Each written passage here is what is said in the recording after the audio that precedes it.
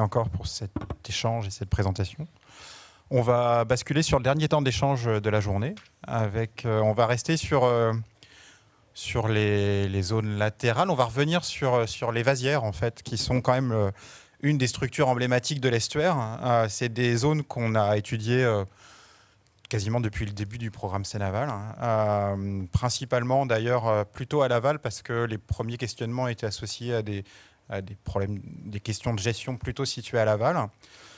C'est un premier constat qu'on a pu faire. Et puis, oui, vous pouvez venir, s'il vous plaît, les participants à la table ronde. Et le deuxième constat, c'était, on vient de le voir aussi avec Ferré, avec Cap Nord. On a besoin d'acquérir de l'information plus régulière sur nos vasières. Et donc on cherche à voir un petit peu comment on va pouvoir suivre leur évolution et puis comment on va pouvoir évaluer, anticiper leur évolution dans le cadre du changement global, que ce soit climatique ou un changement de pression. Donc, dans le cadre de Seine-Aval 7, on a réfléchi à ces trois questions, et à ces différentes questions, et ça nous a initié 3 projets dont on va pouvoir parler aujourd'hui. Un projet qui est sur développer des connaissances sur les vasières, mais plutôt à l'amont de Tancarville, là où on avait eu assez peu d'informations, notamment sur l'évolution de la qualité écologique de ces vasières, et puis les relations entre le potentiel écologique et puis les forçages qu'on va pouvoir observer. Donc ça, Francis pourra nous parler d'Everest. Ensuite, on a voulu développer aussi et avoir des éléments méthodologiques pour avoir un suivi plus régulier, plus automatisé, à la fois morphologique et aussi écologique des vasières. Et donc, à la fois Vona et Julien pourront nous parler du projet Suiva. Et pour anticiper un petit peu et voir comment les vasières, ces zones intertidales vont évoluer dans le temps, on a choisi de lancer un projet sur de la modélisation schématique des vasières, l'objectif étant de regarder comment des vasières caractéristiques de l'estuaire, avec une certaine morphologie, allaient pouvoir répondre à différents forçages. Et donc c'est le projet design que Florent nous présentera. Donc, nos participants aujourd'hui, c'est Vona Veller, de l'Université de Nantes, je vais commencer par Vona, Francis Orvin de l'Université de Caen, Julien Deloff de l'Université de Rouen et Florent Grasso de l'Ifremer Brest. Oui, merci Romaric du coup pour cette introduction. Donc on va effectivement vous faire un petit temps d'échange pour à la fois faire un peu l'état de l'art finalement. Aujourd'hui, qu'est-ce qu'on connaît du fonctionnement de nos vasières, quels sont les outils qu'on a à notre disposition pour pouvoir les étudier et essayer de comprendre un peu leurs évolutions. Et puis voilà, effectivement, après on se projettera un peu sur nos programmes à venir pour que vous puissiez présenter un peu les défis scientifiques qu'on a relevés là-dedans, qu'on essaie de relever dans Seine-Aval 7. Donc pour commencer, un petit rappel sur quelles sont les connaissances qu'on a sur cette dynamique physique des vasières. On va commencer avec toi, Julien, vu que ça a quand même été un sujet que tu étudies depuis un petit bout de temps, il me semble. Peux-tu nous rappeler un peu les principaux mécanismes qui régulent le fonctionnement des évolutions physiques de ces vasières, notamment en lien avec la dynamique hydrosédimentaire de l'estuaire. Voilà, je te laisse la parole là-dessus.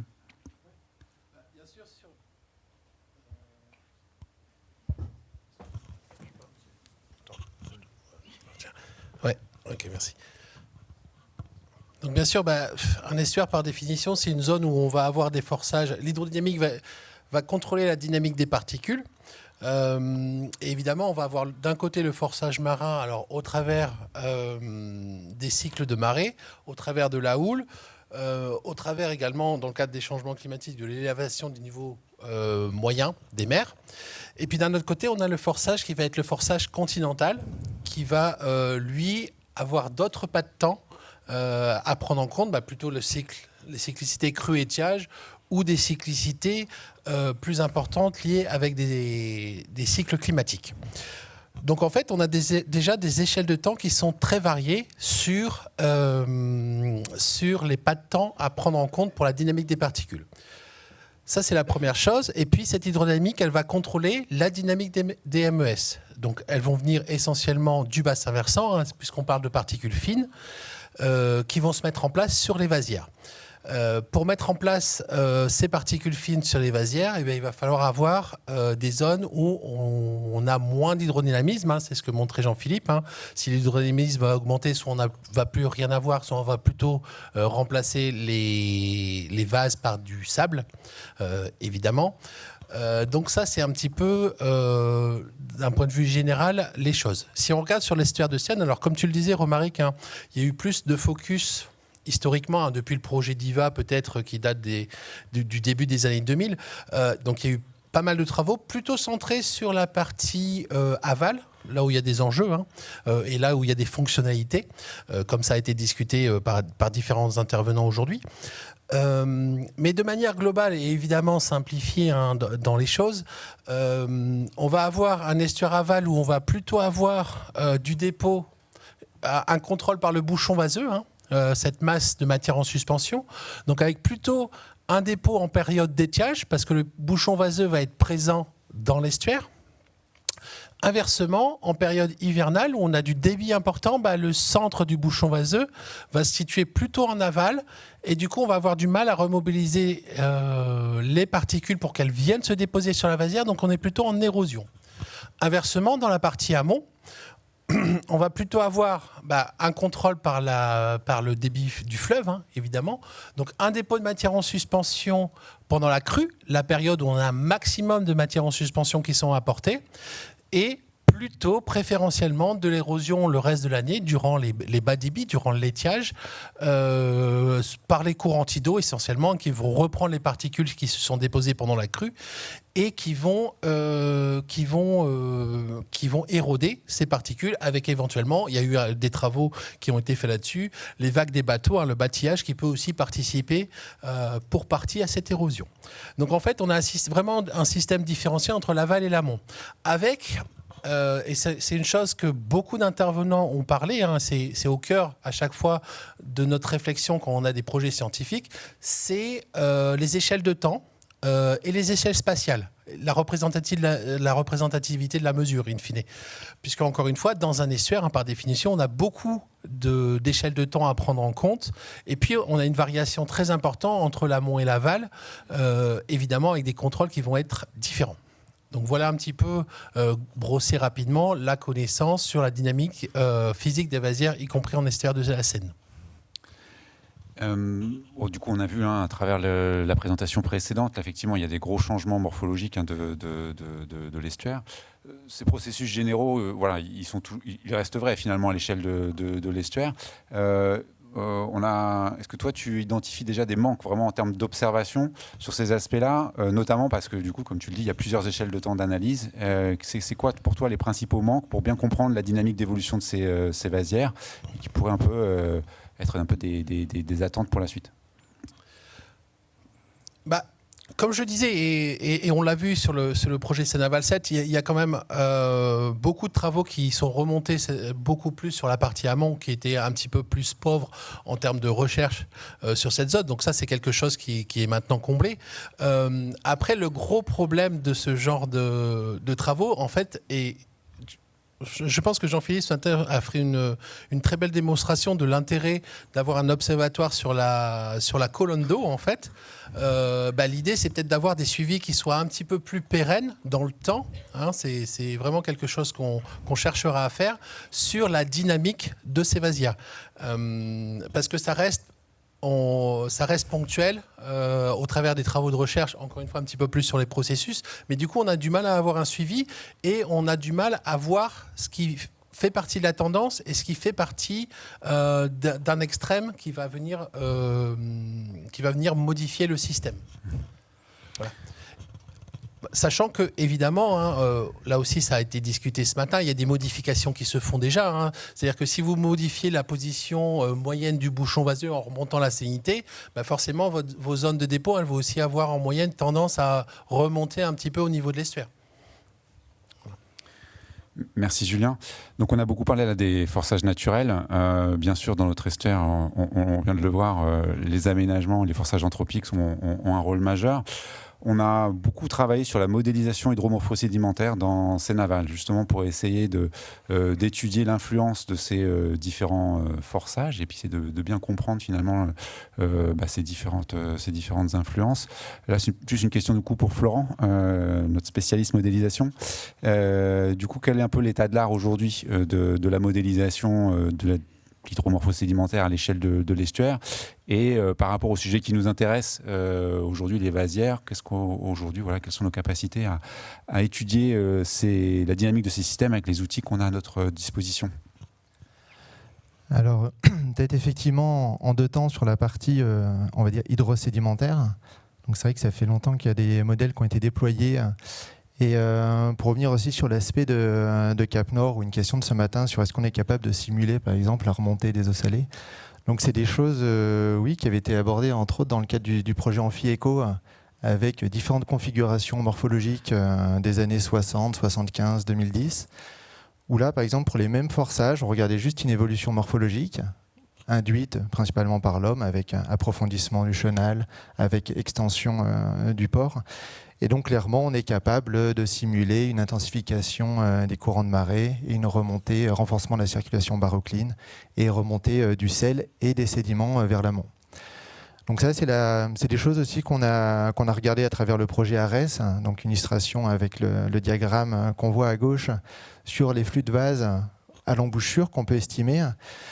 On voit que globalement, les vagues ont tendance, donc c'est une analyse sur 20 ans de simulation, des années 90 à 2015, que les vagues ont tendance à renforcer les flux, l'export de particules fines vers le large, et les débits importants, forts, soutenus, étonnamment, renforcent la remontée des sédiments due à cette stratification et la circulation barocline. Et là, cette isoligne un petit peu qui représente les pressions humaines, c'est vraiment les forçages humains tels que l'extension portuaire de Port 2000 qui peuvent venir moduler ces échanges. Sur la partie par contre morpho-sédimentaire, donc il y a des travaux qui ont été faits aussi dans le cadre de Morphocène, où avec le même type de modèle, on regarde ici par exemple à droite l'évolution d'un profil, un profil intertidal, ça va de la partie chenale jusqu'à la partie vasière nord. On voit qu'avec une montée de niveau de la mer significative, donc là on est dans un scénario assez fort, 24 minutes par an, c'est le RCP 8.5, qu'on voit quand même que les vasières peuvent s'adapter à la montée de niveau de la mer. Donc ça, c'est des choses qu'on peut faire aussi en termes de changement climatique. Mais par contre, on est un peu limité par la résolution de ces modèles. Quand on veut simuler tout un estuaire, il faut des mailles relativement grosses, sinon ça prend trop de temps. Et on voit que nos vasières, si on va avoir une fine échelle, ou quand on parle de filandre, on voit sur la photo les structures, on est incapable de les représenter. Donc là, actuellement, les modèles sont limités pour bien répondre à ces questions, dans le cadre aussi bien de changement climatique ou anthropique. Très bien, merci. On va passer aux aspects écologiques des vasières. Et là, je vais m'adresser d'abord à Francis. C'est ça? Tu lui passes le micro, je vois ça. Francis, donc tu as, je crois, bien mis tes bottes déjà dans la partie embouchure de l'estuaire. J'ai vu des photos à la pause. On voit plus que ton torse. Les bottes sont cachées. Voilà. Donc, voilà. Tu partages avec nous tes connaissances sur le fonctionnement écologique de ces systèmes qu'on a bien appréhendé, comme on le disait, dans la partie embouchure, notamment à travers l'importance de la productivité du coup biologique de ces vasières. Voilà, qu'est-ce que tu peux nous dire du coup un peu en termes d'état de l'art sur ces systèmes? En termes d'état de l'art, déjà, par exemple, pour les premières fois où j'ai mis les bottes, c'était en 2015, par exemple, et on peut voir là une carte. Ça commençait d'abord par un état de l'art, par exemple, sur le microphytobenthos, où on voit là une cartographie qui est tout à gauche, en fait, avec les graphes de couleurs. Ça, c'était le projet Barbès, par exemple, sur les cartes du microphytobenthos, et qui étaient liés à des prélèvements, et qui ont été faits finalement qu'à une seule reprise ou deux. et alors il n'y a pas que la biomasse de microphytomatos qui pouvait être prélevée à ce moment-là. On a également pu lier ça à des fonctionnalités. En termes de fonctionnalités, et là c'est plutôt le schéma qui est en haut, on a une vision assez classique en fait des services écosystémiques fournis par une vasière intertidale et sa communauté associée, des services de production, on a parlé avec les poissons par exemple, les oiseaux, des services de régulation, et nous on a peut-être plus insisté là-dessus, et puis après les services plutôt culturaux. En termes de services, j'ai essayé d'illustrer ici sur cette diapo 3 types de services sur lesquels justement les communautés benthiques peuvent vraiment exercer leur influence. Donc en termes de services de production, je reviens sur la carte du microphytomatos, on voit bien que ce qui est fonctionnel et ce qui fournit vraiment de la biomasse qui vient alimenter le réseau trophique pour la faune en particulier, eh bien on va la trouver plutôt sur la zone nord et sur le secteur nord, et qu'on voit des patchs en rouge là, de microphytomatos présents plutôt sur la zone intertidale en haut. Quand on cherche des corrélations avec d'autres facteurs qui étaient cartographiés ici aussi, il y avait l'influence de la faune qui vient du grazing, qui peut avoir un effet négatif, et puis l'effet vraiment aussi une relation avec le type de sédiment. On voyait très clairement que les zones les plus envasées étaient quand même plus favorables à cette fonctionnalité de production. Alors après, ce qui était intéressant, c'est que dans la suite, c'est plutôt le projet Farsi. Je me tourne vers... il y a plein de gens dans le deuxième rang, là. Anit, Jérôme, Arnaud et Edith en particulier. Et donc, on avait travaillé sur justement essayer de mieux comprendre la productivité en termes de production.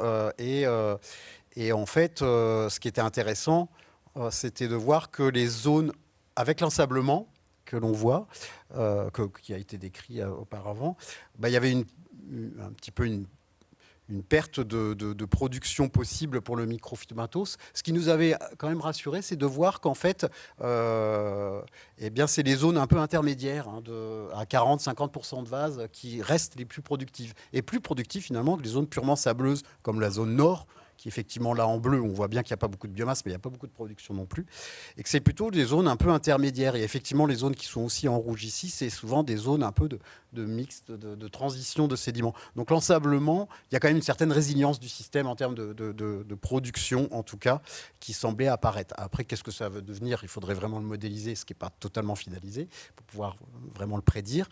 Mais à l'heure actuelle, on ne peut pas dire qu'il y a une réponse totalement négative sur les services de production. Après, sur les autres services, et dans le projet Farsi, on avait travaillé aussi sur les autres fonctionnalités. Alors le schéma qui est tout à droite, ça c'était plutôt Barbès et Farsi. C'était l'interaction que peut avoir la faune et ces biofilms microphytomatos avec ce que décrit Julien, par exemple, c'est la dynamique morpho-sédimentaire, et qu'on essaye de modéliser aussi avec Florent d'ailleurs. C'est pas totalement abouti, mais là j'ai juste donné un schéma où en fait, et qui résume assez bien, je pense, enfin j'espère, ce qu'on a pu voir, c'est qu'en scène, on peut avoir 2 types de réponses. Une qui va vers le haut, plutôt positive, et l'autre qui est plutôt négative. Et en fait, il y a toujours quand même quelque chose au départ qui est lié à un processus physique, et dans les 2 cas, les processus biologiques viennent amplifier la réponse. Nous, on a l'impression que c'est comme ça qu'on a envie de le décrire quand on fait le bilan de tout ça. C'est-à-dire qu'en fait, des processus qui vont plutôt, des conditions, on va dire, plutôt calmes et qui favorisent une sédimentation, la présence de turbidité aussi, va entraîner un léger envasement. Et du coup, dans ce cas-là, ce qui va être favorisé, c'est des développements de biofilms de microphytobenthos et aussi la présence de faune dont on a déjà parlé, et en particulier des petits vers annélides qui forment des galeries. C'est ça le petit U que vous voyez, le petit Y plutôt. C'est des édistés diversicolores. Et il y a vraiment une synergie entre ces deux, ce microphytomatos et édistés diversicolores. Jérôme a beaucoup étudié ça en expérimental et in situ. Et on voit bien que les deux travaillent en synergie pour faciliter la résistance à l'érosion. Et donc ça, on peut le trouver de manière circonstanciée à certains moments ou à certains sites de l'estuaire de la Seine. Et il y a d'autres sites où il y a d'autres moments sur les mêmes sites où on peut voir des fois l'inverse, c'est-à-dire, par exemple, on l'avait vu en été 2018 dans le projet Farsi, où on avait vu que là, il y avait plutôt des effets de vagues. On ne s'attendait pas à les voir en plein août, mais c'est là qu'on les avait vus avec Julien. Et quand on couple les données d'altimétrie et de manip plutôt à local sur les effets des communautés, bien là, on voyait un effet destructeur un peu, qui va accompagner et faciliter l'érosion liée à la présence de bivalves qui, eux, vont plutôt être actifs en été, comme des bivalves qu'on voit en bas, là, le scrobiculaire, la scrobiculaire, Scrobicularia plana, qui sont vraiment très efficaces pour détruire des biofilms de microphytobenthos et faciliter l'érosion, ce qu'on a bien étudié. Je suis en train de parler beaucoup trop longtemps. et donc, c'est pour illustrer. Et puis, le troisième type, c'est la régulation biogéochimique. C'est fou, parce qu'en une seule diapo, il a essayé pourtant. Bref, pardon, je dérive et je divague. Oh. Ah non, pas l'apéro. Le service de régulation biogéochimique, c'est peut-être le plus important. En fait, c'est qu'on a souvent cette vision que les vasières intertidales servent un peu à réguler les flux de sels nutritifs, nitrates, on parlait de réduction de nitrates. Et en fait, ce qu'on montre bien, là c'est la thèse aussi d'Anaïs Richard, que j'ai montré ici, c'est plutôt un travail expérimental, c'est que c'est vraiment la présence et l'activité de cette faune. Quand on compare les contrôles, il n'y a quasiment pas de flux. En fait, ici c'est pour les phosphates, c'était pour le lien aussi avec Pascal, sur l'importance des phosphates en Seine. Et bien effectivement, là il y a certainement son compartiment benthique vient alimenter des flux de phosphates. Et c'est quasiment jusqu'à 30 fois amplifié par la présence de ces édictés diversicolores qu'on voit en gris ici, et un peu moins avec la présence de cette faune de scrobiculaire. Donc c'est peut-être le service qui est le plus affecté par les communautés zoobenthiques ici. C'est parfait, Francis. On va tout à fait dans la démonstration qu'on connaît très bien ces systèmes à l'embouchure. Mais je mets un petit bémol quand même, puisque si on regarde ta carte de productivité, avec les petites croix de mémoire, c'est tes points d'échantillonnage. Oui. Donc tu aurais quand même bien extrapolé entre tes points pour mettre des beaux gradients de couleurs. Voilà. Et on voit que c'est quand même une des limites. Du mieux que je pouvais. Voilà, merci. Et on voit que c'est une des limites qu'on a et qu'on a eu aussi, je pense, pour Cap Nord. C'est-à-dire qu'on n'a pas forcément un suivi de la productivité benthique finalement en continu, qu'on peut rationaliser et objectiver en termes de suivi sur le long terme. Et ça renvoie du coup à nos outils de suivi, et qui pourraient, et notamment la télédétection. Ah, ouais. Et du coup, je te donne le micro tout de suite. Mais c'est pas de la productivité, Francis, c'est de la biomasse. Et en fait, on avait commencé à travailler ensemble. Et on a essayé de le travailler avant en plus. C'est ça qui est terrible, quoi.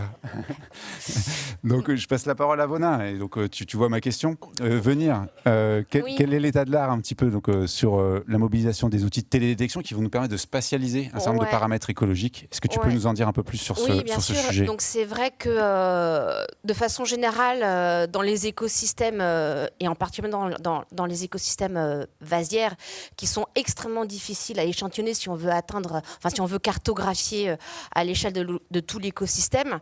Donc pour ça, il y a des outils qui a déjà fait ses preuves à la télédétection. Donc là, une petite diapositive pour vous montrer un peu les principes qui sont derrière une image en télédétection. En gros, le satellite ou un capteur embarqué dans un drone ou même à bord d'un avion ou même qu'on peut avoir à la main, qu'est-ce qu'il va faire? C'est qu'il va mesurer la lumière solaire qui a été réfléchie par une surface et cette lumière solaire aura interagi justement avec cette surface. Et en cas de surface végétalisée, et les vasières sont des surfaces végétalisées, eh bien cette lumière va être en partie absorbée pour faire ce qu'on appelle la photosynthèse. Et par conséquent, la lumière qui va être réfléchie par cette surface végétalisée sera donc différente de la lumière solaire incidente, puisque nettoyée, on va dire, des rayonnements utilisés pour la photosynthèse. Et donc, ce qui va repartir vers le ciel, vers le capteur, va avoir une signature vraiment particulière et qui va dépendre de la surface, et donc, en l'occurrence, des végétaux. Et vu que le microphytobenthos est un organisme photosynthétique, on peut effectivement donc le cartographier à l'échelle de la vasière. Et donc là, je vous ai montré un exemple. Donc c'est la vasière de Brouage sur une image maintenant assez ancienne du satellite Spot acquise en 2012, avec donc les petits spots. Alors il y a un point qui a bougé, mais c'est pas trop grave. Donc le point rouge, vous le voyez, il correspond en fait à toute une grosse tache que vous voyez rouge, mais en fait c'est parce qu'on a collé sur l'information infrarouge. Donc là, en fait, vous êtes en train de voir une image en infrarouge. Et les végétaux ont un très fort signal dans l'infrarouge. Et les satellites peuvent capter ce signal. Et ainsi, sur la vasière, tout ce qui va vous apparaître en rouge, c'est en grande partie donc, du biofilm composé par des microalgues, donc le microphytobenthos. Et le rouge va être plus ou moins intense, donc en fonction de la quantité de biomasse de ce microphytobenthos. Donc le point rouge correspond à une biomasse forte et le point jaune correspond à une biomasse faible du microphytobenthos. Et on peut également, au-delà du microphytobenthos, cartographier d'autres types d'habitats, les macroalgues, la végétation dite terrestre, voilà, donc on peut des zoostères aussi, enfin voilà, tout ce qui a une interaction avec la lumière solaire va pouvoir être cartographié à l'échelle de la vasière. On peut également espérer atteindre des informations de production, parce que là, en fait, quand on a une image à un instant T, c'est une carte de biomasse ou d'habitat. On peut avoir une idée de production si on arrive à avoir ce qu'on appelle des séries temporelles, par exemple plusieurs images au moment d'une même journée, le matin, le midi, le soir, comment la biomasse varie au cours de la journée. Ça va déjà vous donner une idée de la production en fonction des saisons, des années. Donc on peut voir comment évolue cette biomasse à l'aide de séries temporelles. J'embraye sur les limites. Allez. Et donc, même si on a, cette technique a fait ses preuves, il y a beaucoup de publications, pas que sur le microphytobenthos, mais sur d'autres organismes photosynthétiques côtiers. Donc il y a beaucoup de publications sur la télédétection. On est encore aujourd'hui confronté à beaucoup de limites techniques qui nous empêchent de répondre à des questions scientifiques écologiques. Et donc notamment la résolution spatiale, c'est toujours la question de mince, comment je vais calibrer mon image, parce que là je vous parle de biomasse, mais en fait c'est un indice de végétation dont je vous parle et non pas concrètement, directement de la quantité de biomasse, la quantité de chlorophylle, de la quantité de carbone. Donc ça, cette calibration, qu'on va faire une mesure sur le terrain et qu'on va l'extrapoler au satellite, quelle est notre marge d'erreur. Donc, et donc ça, c'est la résolution spatiale, parce que le satellite a ce qu'on appelle des gros pixels, donc en fait est subdivisé en rectangles qui sont plus ou moins grands en fonction des capteurs. Nous on va aller faire un échantillonnage sur quelques centimètres carrés, donc quelle est la relation entre, donc ça c'est une grosse problématique du changement d'échelle, mais grâce au drone de Julien on va pouvoir résoudre en partie cette question. La résolution spatiale, spectrale, là on a que quelques informations de couleurs. Le satellite voit le bleu, le jaune, le bleu, le rouge, le vert, l'infrarouge, mais pas les couleurs entre. Donc bon, on a quand même quelques questions. Est-ce qu'on va vraiment cartographier le bon organisme et pas se tromper entre les macroalgues, les microalgues? Donc il y a quand même des questions de résolution spectrale. Et puis toutes les questions aussi de revisite. Un satellite passe au midi solaire. Donc sur les côtes atlantiques, ça fonctionne bien. Sur les côtes en Manche, c'est plus compliqué parce que c'est pas le moment des plus forts coef. Là, on va avoir les vasières qui vont être le plus découvertes. Donc du coup, on va avoir des informations sur le biofilm du microphytobenthos, mais en milieu de journée, qui est peut-être la période la plus productive en termes de production primaire, parce qu'il y a beaucoup de soleil, mais pas en termes de surface. Donc voilà, il y a pas mal de questions comme ça auxquelles on doit encore répondre pour pouvoir avoir des séries temporelles plus complètes que l'on ne les a actuellement, et pour pouvoir donc corréler cette information biomasse du microphytobenthos avec d'autres facteurs forçants pour trouver des corrélations en fait, et des paramètres explicatifs de l'évolution de cette biomasse. Merci beaucoup, Vona. Je vous propose qu'on reste sur les modalités de suivi et qu'on enchaîne du coup sur nos perspectives dans le cadre du projet SUVA. Finalement, j'ai changé d'ordre. Pour qu'on puisse tout de suite évoquer, du coup, en lien avec ce qu'on vient de dire, sur les possibilités de ces outils, mais aussi leurs limites. Donc, voilà. Julien, du coup, peux-tu nous présenter un peu les objectifs du projet et comment il va s'organiser pour essayer de tendre vers ces besoins qu'on a pour améliorer nos stratégies de suivi? Le projet il vise effectivement à améliorer les stratégies de suivi à la fois sur le sédiment, sur l'évolution topographique notamment, et puis sur la partie microphytobenthos avec Vona. Nous on développe, mais c'est ce que vient de dire sur les limites et les avantages du satellite, des images satellites, ce qu'on appelle une approche multi-échelle et multi-capteur. C'est-à-dire qu'on va de la mesure sur le terrain un capteur de pression pour prendre cet exemple-là, ou une mesure de biomasse. Et puis, on va avoir des échelles intermédiaires, par exemple le drone. Et puis, on ira jusque l'image satellite qui a des avantages et des inconvénients. Donc ça permet d'avoir une idée de la dynamique, mais ça reste un FEOD en fait à la mise en place sur le terrain, aller faire le drone, avoir l'image satellite au bon moment en fonction de la couverture nuageuse, etc., ou aller faire évidemment les suivis sur le terrain. Donc nous, ce qu'on a souhaité développer, c'est une collègue Imen Turki qui a développé ça sur les côtes, c'est de développer un système de caméra en point fixe qui va prendre une image, par exemple, tous les quarts d'heure, ce qui va permettre d'avoir des informations que l'on va tirer de cette image. Donc ça peut être des informations concernant l'infrarouge, notamment au travers d'indices de type NDVI, par exemple. Ça peut être aussi d'extraire la ligne d'eau. Donc si on extrait la ligne d'eau et puis on a une image par exemple tous les 10 minutes et puis qu'on connaît l'évolution de la marée au cours du temps, ça va faire qu'on va pouvoir à chaque marée construire un modèle topographique. C'est des développements qui ont été faits encore une fois déjà sur les côtes et qui ont été aussi testés par d'autres collègues sur d'autres systèmes. Donc ça, c'est des choses qui fonctionnent. Donc avec cette idée d'être capable à la fois d'avoir du suivi long terme, parce que l'idée des caméras vidéo, c'est aussi derrière d'avoir un système qui soit entre guillemets peu coûteux. Alors à l'achat d'une part, mais surtout en termes d'entretien. Donc là, c'est un système qui est assez robuste et qui nécessite relativement peu d'entretien. Ça, c'est quelque chose effectivement qui est important, donc qui permet d'avoir un suivi. Donc à la fois, je me retrouve, à la fois sur le suivi interannuel ou ce type de processus, mais aussi d'aller voir l'impact d'un événement. Parce que moi, quand on a débuté les discussions avec Vona notamment sur la partie microphytomatose, mais moi je me disais par exemple l'impact d'une tempête ou des vagues. On va éroder 5-10 cm de sédiments, qu'est-ce qui va se passer sur le microphytomatose ? Ça, c'est des choses qui, sauf si je me trompe, c'est des choses qui ne sont pas forcément connues. Ou si on vient sédimenter pendant 2-3 marées, on vient sédimenter 3-4 cm de sédiments à chaque marée, qu'est-ce qui va se passer ? Ça, autant que je le comprenne, voilà, c'est des choses qui ne sont pas forcément connues. Donc ça va nous permettre à la fois de nous intéresser aux tendances, mais aussi éventuellement à l'événementiel, on va dire.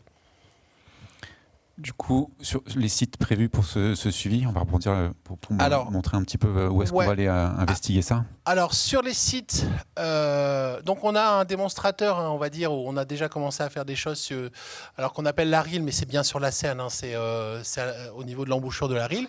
Donc là, on a déjà une caméra qui fonctionne, qui acquiert, on a des MNT, on a des évolutions topographiques qui sont faites. Vous voyez, je ne l'ai même pas mis tellement c'est évident, mais la Vasière Nord, on a discuté avec Thomas Le Carpentier notamment, la zone du pied du pont de Normandie, on va travailler dessus parce que là on va avoir une image aussi satellite qui va être suffisante pour la résolution et l'émail des satellites. Et puis un petit peu plus en amont, donc la zone de Lillebonne, la Vasière de Lillebonne que vous avez ici en bas à gauche. Donc c'est un système qui a été réaménagé par le port. Donc là, on a un suivi qu'on souhaite mettre dans cette zone intermédiaire qu'on connaît certainement un petit peu moins. Et puis encore une vasière plus en amont, la vasière du Tré. Donc là où on va avoir la combinaison à la fois du rôle du débit et des forçages de la marée. Donc ça, c'est des zones qu'on connaît un petit peu moins, qu'on a un petit peu moins étudiées. La zone intermédiaire, on va dire. Voilà, c'est sur cette zone-là qu'on a mis 2 autres sites. Ça marche, merci. Peut-être quelques illustrations des paramètres écologiques aussi qu'on compte acquérir dans le cadre de Suiva. Si tu peux nous en dire 2 mots, Vona. Oui, donc en fait, comme je disais tout à l'heure, en ce qui concerne la cartographie du microphytomatose par télédétection, là ce qu'on appelle télédétection multispectrale, c'est-à-dire avec quelques canaux de quelques couleurs, voilà, on sait faire et on aura des cartes. Et la problématique, c'est plus de trouver les bonnes images au bon moment. Là où où je rejoins du coup Julien et où nos questions se retrouvent, c'est que nous, lorsqu'on fait des cartes de microfinantos, on est toujours confronté par la topographie. La topographie, nous, elle nous embête en fait plus qu'autre chose, parce que ça fait des formes dans notre image, ça fait de l'ombre. On dit ah zut, faut qu'on fasse un truc. Et puis là, c'est un premier papier qu'on a publié, qui est sorti en 2022, je crois, donc qui est assez récent, où justement on a enlevé la topo. On a dit on enlève la topo et puis on a une carte du coup à plat du microfinantos et on se rend bien compte que le microfinantos se développe fortement à certains endroits selon une topographie en particulier. Mais la question, on ne sait pas pourquoi est-ce qu'il est là et s'il y a un changement de topo, qu'est-ce que ça change. Et donc c'est là où vraiment coupler nos compétences permettront de répondre à des questions écologiques. La question qui va rester, à laquelle également on devra répondre, c'est que là, ce sont des images drones que vous voyez projetées, voilà, mais quand on va vouloir extrapoler à l'échelle de tout l'écosystème, quelle information on va perdre, parce que on verra pas la petite topo, mais qui sont quand même, cette information est essentielle pour la compréhension de la dynamique du microfinantos. Mais du coup, quand on va passer à l'échelle supérieure, qu'est-ce qu'on va perdre comme information, qu'est-ce qu'on va récupérer comme information, voilà. Donc ce changement d'échelle, la compréhension du changement d'échelle est vraiment crucial pour une bonne interprétation des images. Et là, typiquement, on voit une image d'évolution saisonnière. Donc là, le microfinantos vous apparaît en vert, et puis y a la surface est plus ou moins occupée en fonction d'autres habitats. Et donc quel est l'équilibre entre ces différents habitats là-dedans? Pourquoi le microfinantos apparaît à certaines époques de l'année, disparaît à certaines époques? Effectivement, quel est l'effet d'une tempête, des vagues? On n'a pas ces réponses, parce qu'on n'a pas encore en fait calé nos images, je dirais statiques, à des processus dynamiques. Voilà. Parfait, merci beaucoup. Du coup, on espère aussi que ces données nous seront utiles pour alimenter nos nouvelles connaissances sur ces vasières en amont de Tancarville, puisqu'on l'a bien vu, on a beaucoup étudié l'embouchure, on sait qu'on est un peu plus démunis sur ces vasières, on va dire fluviales, voilà, plus amont, qui vont avoir un fonctionnement quand même un peu assez différent, où il y a des forçages différents. Il y en a qui ont fait l'objet de restauration. On a vu donc l'île Bonne qui a été restaurée il n'y a pas longtemps. Il y a encore il y a des réflexions en cours pour d'autres projets d'aménagement, au Trait, dans le secteur des îles également. Donc là, l'idée c'est d'investiguer ces vasières. Donc Francis, quel est le programme prévu dans Everest pour essayer d'accompagner ces réflexions autour de la restauration des vasières dans ce secteur? Alors du coup, dans le projet Everest, l'objectif c'est d'un peu de la connaissance que l'on a sur les vasières à l'embouchure. On connaît beaucoup, il y a eu beaucoup de choses qui ont été faites dans le passé sur les vasières en amont, mais c'était l'occasion de réactiver des observations déjà, parce que ça faisait un petit moment, je pense qu'il n'y en avait pas eu. Et du coup, en apportant notre compétence et notre expertise sur ces capacités de mesure de fonction écologique. Donc déjà, avec la cellule de suivi du littoral normand, on va vraiment bien déjà caractériser les communautés benthiques, macrozoobenthos en particulier. On sait que c'est quand même très très pauvre, on va dire, en termes de diversité. C'est beaucoup d'oligoquettes sur quasiment tous ces sites. Il y en a un d'oligo-alin, c'est l'île Bonne, et les autres sont tous en eau douce.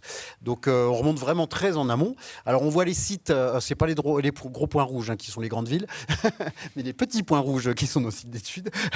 Donc effectivement, vous les voyez sur les cartes, et à chaque fois, il y a 4 stations un petit peu choisies de manière pour essayer de répondre un peu à un gradient de forçage, soit pour mieux comprendre les réponses un peu entre...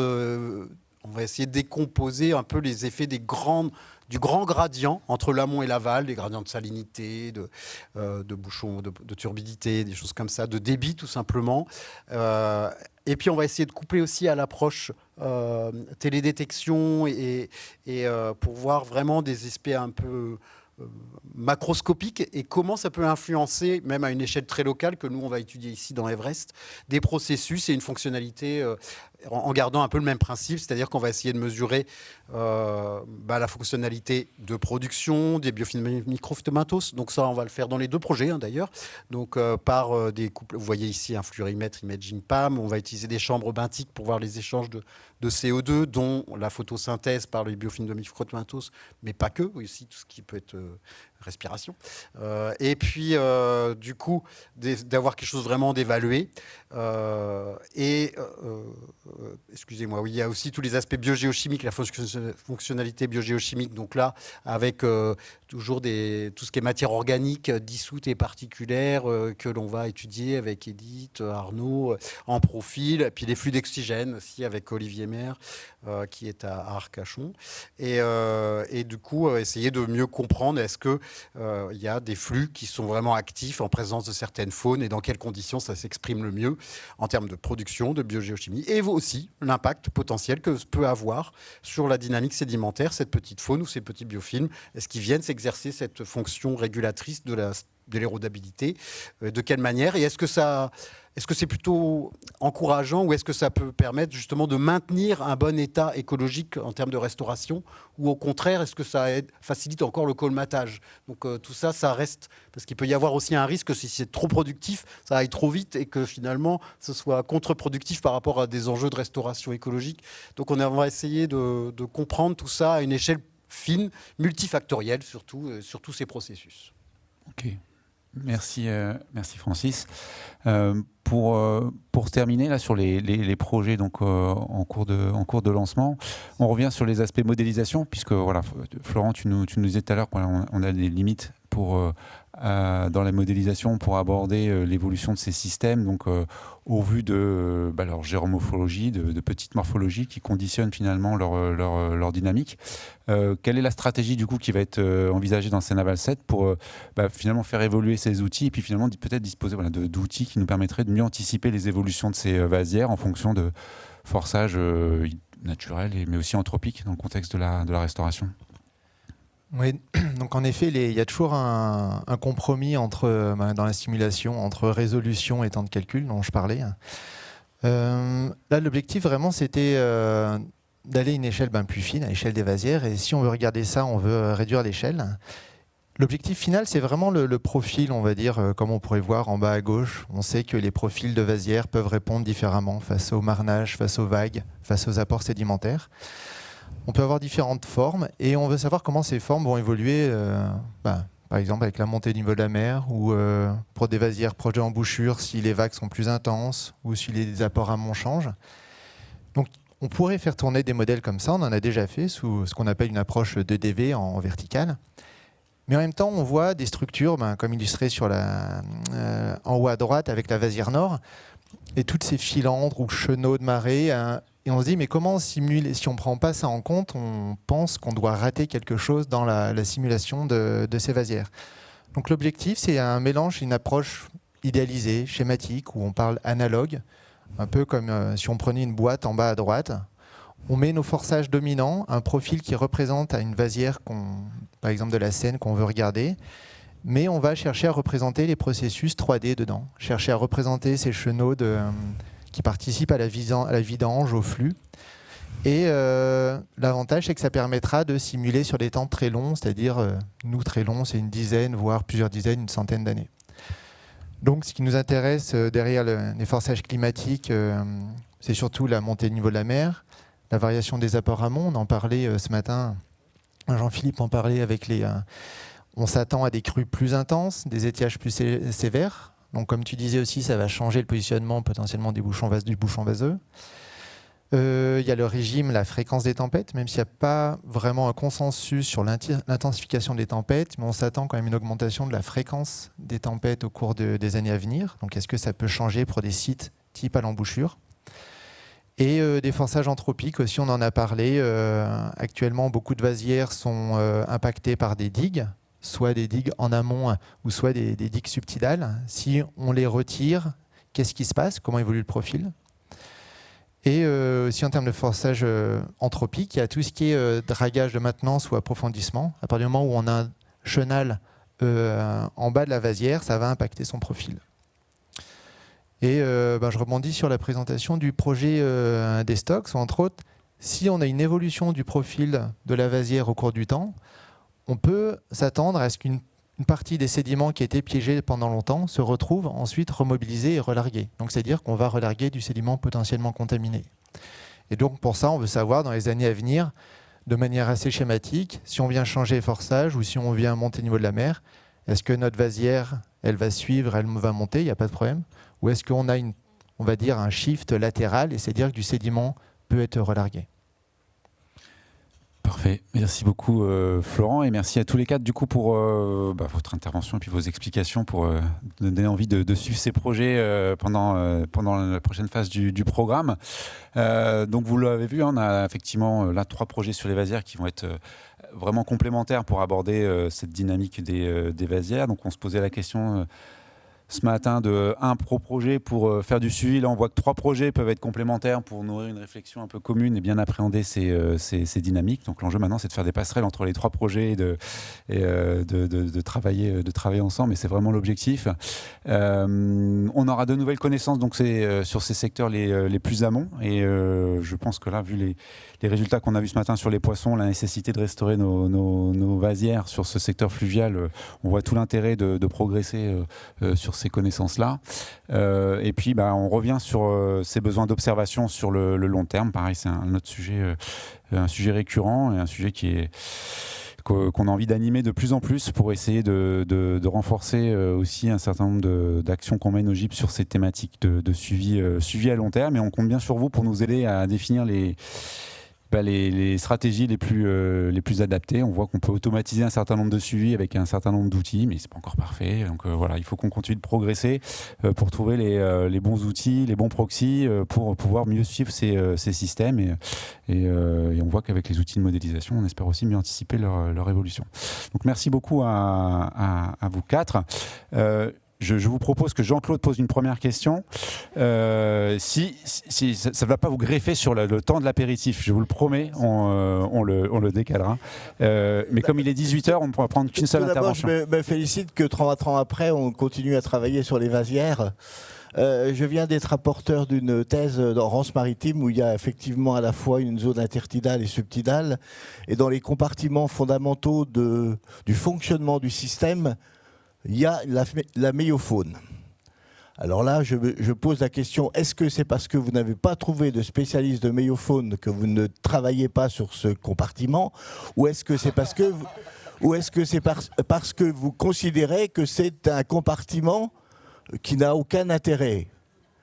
Donc là, moi, j'avais posé la même question à monsieur Orvin lors d'un programme Sénaval il y a une dizaine d'années. Je m'aperçois que c'est toujours une boîte noire et quand on fait de la modélisation des réseaux trophiques, on va chercher des données à n'importe où en Europe, mais profiter d'avoir un suivi de vasières pour travailler sur ce compartiment. Il y a eu quelques études de fait de Miramont dans La Rochelle quelques fois, mais c'est un compartiment indispensable. Oui, je suis d'accord. Ne t'énerve pas. Mais oui, on l'avait étudié dans Farsi, en fait, avec Benoît Le Breton, avait vraiment étudié avec nous. On avait fait les prélèvements tous ensemble, et d'un aspect trophique. On avait vraiment fait le travail, et on avait comparé avec des isotopes, et il avait vraiment analysé toute la communauté sur l'embouchure. Hein. Je parle bien de l'embouchure. Et il avait les biomasses et même plus la signature isotopique aussi, pour savoir c'était très dépendant en termes de signature isotopique du Microphthobatos, ça on l'avait retrouvé. Et effectivement, ça révélait vraiment que c'était important comme compartiment, au moins dans le réseau trophique, quoi. Et en fait, là, on n'est peut-être pas encore complètement mûr pour tout mettre, ce qu'on avait mis dans Farsi, par exemple, parce qu'en Farsi, il y avait aussi vraiment l'enjeu de modélisation dans le modèle Mars 3D de tout ce cycle biogéochimique et un peu de trophique aussi et de production. Mais on l'oublie pas, quoi. Donc je pense qu'on va quand même essayer de faire des prélèvements à minima pour pouvoir. On va faire des prélèvements de biofilms aussi et pour voir la biodiversité des microalgues. Ce sera l'occasion de voir. Donc c'était pas prévu, c'est pas écrit tel quel, quoi, mais on l'oublie pas, non. Et Merci. D'accord. Merci de ce suivi assidu. Est-ce qu'il y a d'autres remarques ou d'autres commentaires ou questions sur nos programmes sur les vasières? On a encore quelques minutes si vous voulez, une ou deux pour un commentaire ou deux. Ou ça y est, vous commencez à avoir eu assez d'informations. Est-ce que je peux comprendre? On a eu une belle journée. Alors, Mickey, vas-y.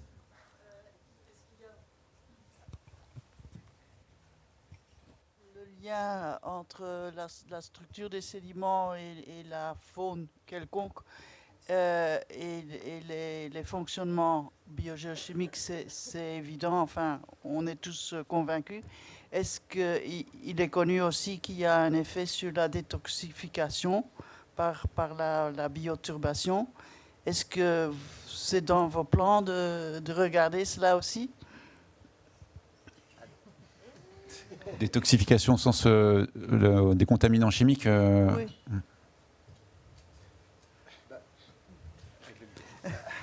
Je regardais Edith et Arnaud. Alors, non, on peut répondre non, mais peut-être que quand même, à travers certains flux et certains profils, on pourra...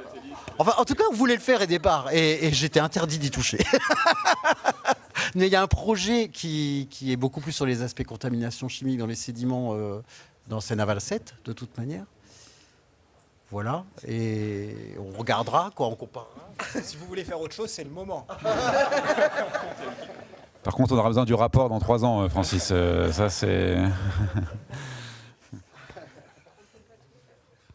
Merci. Je pense qu'on va s'arrêter là. Si vous avez encore des discussions, des échanges, je crois qu'on aura toute l'occasion de le faire tout de suite et demain encore. Merci beaucoup à tous.